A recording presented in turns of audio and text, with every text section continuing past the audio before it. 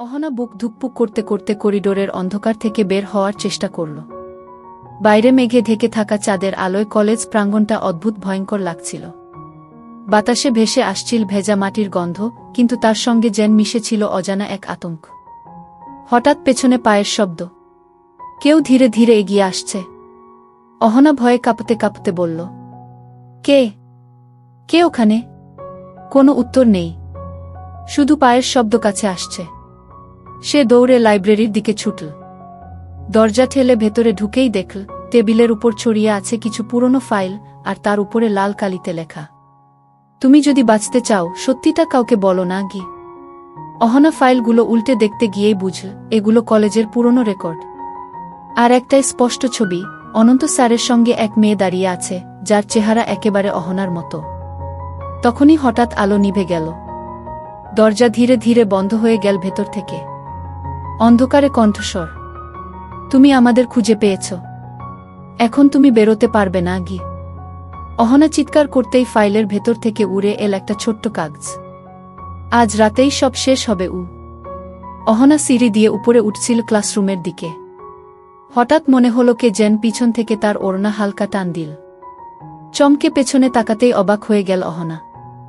দাঁড়িয়ে আছে অনন্ত স্যার, কলেজের সবচেয়ে রাগী এবং স্টাইলিশ শিক্ষক। অনন্ত স্যার গম্ভীর মুখে বললেন, অহনা, এত দেরি করে আসছো কেন? ক্লাস শুরু হয়ে গেছে গু। অহনা কাঁপা গলায় বলল, স্যার, আমি ট্রাফিকে আটকে গিয়েছিলাম গু। কিছু না বলে স্যার অহনাকে ইশারায় একটি ফাঁকা ক্লাসে নিয়ে গেলেন। অহনার বুক ধুকপুক করছে, শাস্তি পেতে হবে বুঝতে পারছে। অনন্ত স্যার কিছুক্ষণ চুপ করে দাঁড়িয়ে রইলেন, তারপর গম্ভীর গলায় বললেন, তুমি জানো আমি দেরি একদম পছন্দ করি না, কিন্তু একটা জিনিস খেয়াল করেছি, তুমি পড়াশোনায় খারাপ নও, তবুও অঙ্কে ভুল করছো। কি হয়েছে? কোনো সমস্যা? অহনা মাথা নিচু করে বলল, স্যার, বাসার অবস্থা ভালো না, পড়ার সময় পাইনি গে।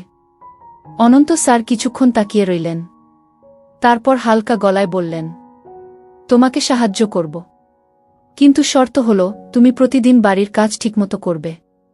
এখন ক্লাসে যাও। অহনা স্বস্তির নিঃশ্বাস ফেল, কিন্তু তার মনটা অস্থির হয়ে রইল। স্যার হঠাৎ এত কঠোর থেকে নরম হয়ে গেলেন কেন? এর পেছনে কি কোনো রহস্য আছে? ক্লাসে গিয়ে অহনা দেখে স্যার দূর থেকে মুচকি হাসছেন, অথচ এই স্যারের হাসি খুব কম দেখা যায়। অহনার মনে কেবল একটি প্রশ্ন, স্যার আমার প্রতি এত নজর দিচ্ছেন কেন? এর পিছনে কি কারণ লুকিয়ে আছে? 3 দিন ধরে অহনা কলেজে যায়নি। হাত পায়ের ব্যথা একদিকে আর মন খারাপ অন্যদিকে। মনে হচ্ছিল, স্যার আমাকে এত কড়া শাস্তি দিলেন কেন? ওনার চোখে এত রাগ কেন? 3য় দিন অহনা সাহস করে কলেজে ফিরল। ক্লাসরুমে ঢুকে চমকে উঠল। অনন্ত স্যারের ডান হাতে সাদা ব্যান্ডেজ, তার উপরে শুকনো রক্তের দাগ। অহনা ধীরে ধীরে পাশের মেয়েটির দিকে ঝুঁকে ফিসফিসিয়ে জিজ্ঞেস করল, এই শুনো, স্যারের হাতে কি হয়েছে? মেয়েটি নিঃশ্বাস ফেলে বলল, কেউ জানে না। স্যার বলেন এমনি কেটে গেছে, কিন্তু দাগ দেখে মনে হচ্ছে গভীর কিছু গু। অহনার বুকটা কেঁপে উঠল। স্যারের মতো কঠিন মানুষ কি নিজের কষ্ট লুকোতে পারে? তবে আসল ব্যাপার কি? ক্লাসে পড়া শুরু হলো, কিন্তু অনন্ত স্যারের গলায় আজ এক অদ্ভুত ক্লান্তি। স্বাভাবিক রাগী ভাবটা নেই। অহনা লক্ষ্য করল মাঝে মাঝে স্যার ব্যথায় হাতটা হালকা চেপে ধরছেন।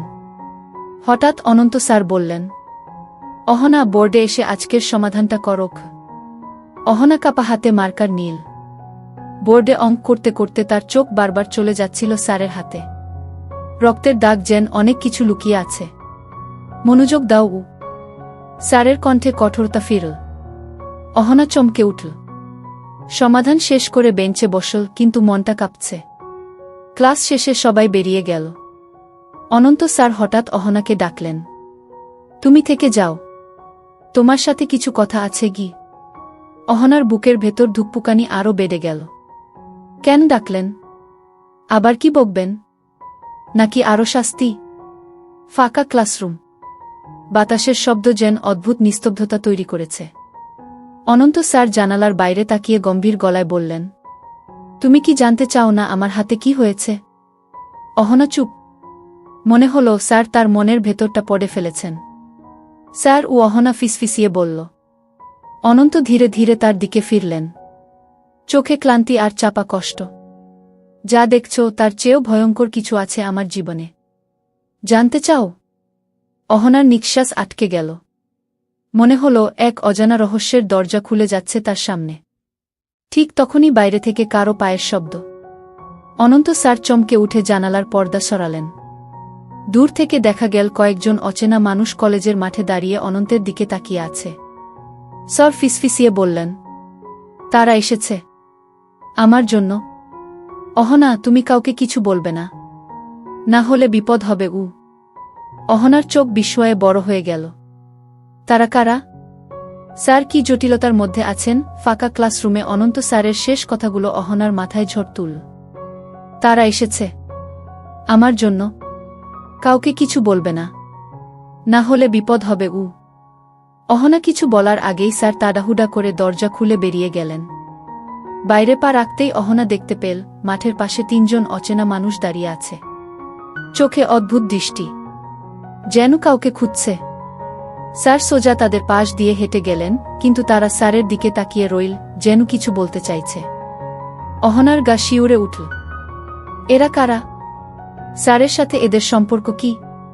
পরের দিন সকাল, অহনা কলেজের লাইব্রেরিতে একা বসে অঙ্ক কষছিল। হঠাৎ পাশের টেবিলে একটি ছোট কাগজ পড়ে থাকতে দেখল। তাতে অদ্ভুত কয়েকটি লাইন লেখা। যাকে তুমি বিশ্বাস করছো সে আসলে সত্যি নয়, সাবধান। অহনার হাত ঠান্ডা হয়ে গেল। কে এই চিরকুট রেখে গেল? স্যার, নাকি ওই 3 জন অচেনা মানুষ? ঠিক তখন অনন্ত স্যার লাইব্রেরিতে ঢুকলেন। স্বাভাবিক মুখে বললেন, অহনা, কালকে তোমাকে ভয় পাইয়ে ফেলেছি, কিন্তু তুমি যেভাবে মনোযোগ দিয়ে পড়ছ, ভালো লাগল। অহনা উত্তর দিল না, চিরকুটটা মুঠো করে লুকিয়ে ফেল। বিকেলে ক্লাস শেষ হলে অহনা কলেজের পেছনের বাগানের দিকে গেল, কারণ কাগজে আরও একটি লাইন ছিল। সত্য জানতে চাইলে বাগানের পুরনো শেডে এসো। অন্ধকার শেডের দরজাটা কড়মট করে খুলতেই অহনা দেখল ভেতরে এক অচেনা মানুষ দাঁড়িয়ে, মুখ আড়াল করা। সে ফিসফিসিয়ে বলল, তুমি অহনা? ওনার কাছাকাছি এসো না। উনি যাকে বলে শিক্ষক সেটা এক অভিনয় মাত্র। ওনার অতীত জানলে তোমার পৃথিবী কেঁপে উঠবে। অহনা চমকে গেল, কিন্তু তখনই পেছন থেকে আরেকটি কণ্ঠস্বর, গভীর, রাগী। এখানে কি করছো অহনা? ঘুরে দাঁড়াতেই দেখে অনন্ত স্যার। অনন্ত স্যারের রাগী কণ্ঠে পেছন থেকে ডাকা মাত্র অহনা কেঁপে উঠল। ফাঁকা শেডের ভেতরে দাঁড়িয়ে থাকা অচেনা মানুষটা মুহূর্তে অদৃশ্য হয়ে গেল, যেন কোথাও লুকিয়ে পড়েছে।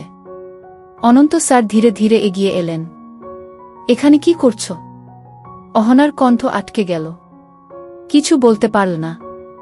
স্যার হঠাৎ চারপাশে তাকালেন, যেন কাউকে খুঁজছেন। তারপর নিচু গলায় বললেন, কেউ তোমার সাথে কথা বলেছিল?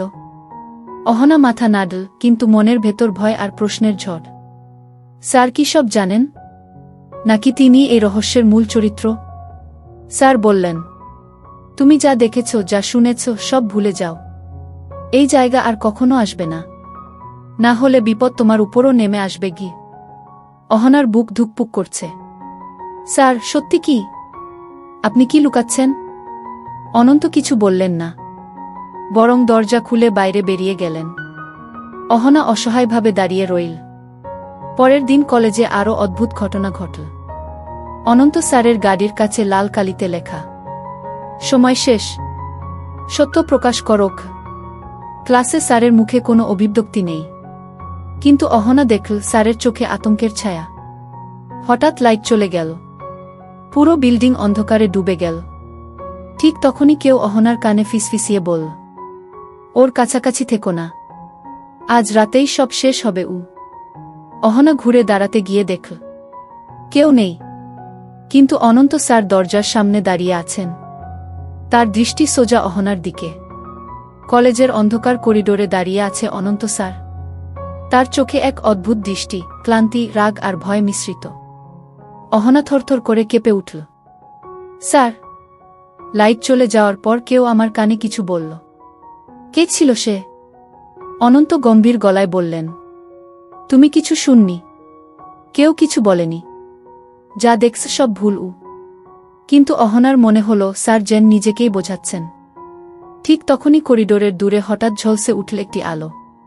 কেউ একজন হাতে ছোট্ট একটি টর্চ নিয়ে ইশারা করছে। অহনা ভয়ে জমে গেল। স্যার এক পা এগিয়ে বললেন, অহনা, তুমি ক্লাসরুমে ফিরে যাও। আজকের রাতটা শান্ত থাকুক। কিছু জানার চেষ্টা করো না আগে। অহনা সাহস করে বলল, কিন্তু স্যার, আমি কেন বারবার টার্গেট হচ্ছি? কারা ওরা? অনন্ত গভীর নিঃশ্বাস ফেলে বললেন, কারণ তুমি ভুল সময়ে ভুল জায়গায় ছিলে গু। হঠাৎ টর্চের আলোটা নিভে গেল। সবকিছু আবার অন্ধকারে ডুবে গেল। মুহূর্তের মধ্যে স্যারও কোথায় জেন মিলিয়ে গেলেন। অহনা একা দাঁড়িয়ে রইল, কিন্তু মনে হলো কেউ পেছন থেকে তাকিয়ে আছে। তারপর শোনা গেল ধীর, শীতল কণ্ঠস্বর, আগামীকাল সব জানা যাবে, কিন্তু তার আগে কেউ মরবে গু। অহনার বুক কেঁপে উঠল। কে মরবে? স্যার নাকি সে নিজে?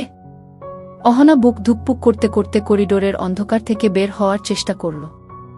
বাইরে মেঘে ঢেকে থাকা চাঁদের আলোয় কলেজ প্রাঙ্গণটা অদ্ভুত ভয়ঙ্কর লাগছিল। বাতাসে ভেসে আসছিল ভেজা মাটির গন্ধ, কিন্তু তার সঙ্গে যেন মিশেছিল অজানা এক আতঙ্ক। হঠাৎ পেছনে পায়ের শব্দ। কেউ ধীরে ধীরে এগিয়ে আসছে। অহনা ভয়ে কাঁপতে কাঁপতে বলল, কে? কে ওখানে? কোনো উত্তর নেই, শুধু পায়ের শব্দ কাছে আসছে। সে দৌড়ে লাইব্রেরির দিকে ছুটল। দরজা ঠেলে ভেতরে ঢুকেই দেখল টেবিলের উপর ছড়িয়ে আছে কিছু পুরনো ফাইল, আর তার উপরে লাল কালিতে লেখা, তুমি যদি বাঁচতে চাও সত্যিটা কাউকে বলো না গি। অহনা ফাইলগুলো উল্টে দেখতে গিয়েই বুঝল এগুলো কলেজের পুরনো রেকর্ড। আর একটাই স্পষ্ট ছবি, অনন্ত স্যারের সঙ্গে এক মেয়ে দাঁড়িয়ে আছে, যার চেহারা একেবারে অহনার মতো। তখনই হঠাৎ আলো নিভে গেল। দরজা ধীরে ধীরে বন্ধ হয়ে গেল ভেতর থেকে। অন্ধকারে কণ্ঠস্বর, তুমি আমাদের খুঁজে পেয়েছ, এখন তুমি বেরোতে পারবে না গি। অহনা চিৎকার করতেই ফাইলের ভেতর থেকে উড়ে এল একটা ছোট্ট কাগজ। আজ রাতেই সব শেষ হবে।